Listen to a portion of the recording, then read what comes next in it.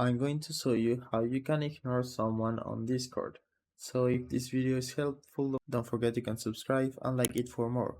So the process is very simple. All you need to do is right click the person you want to ignore, and as you can see, this is a new feature. So you can either block him or ignore him.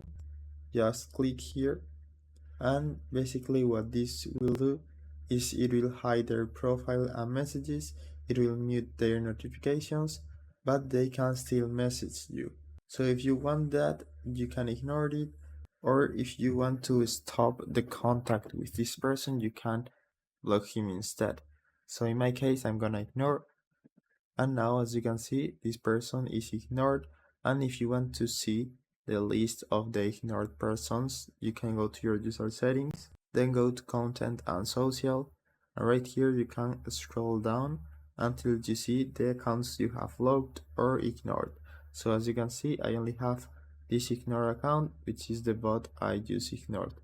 So we can stop ignoring it. So that's it. I hope it was helpful, and thanks for watching.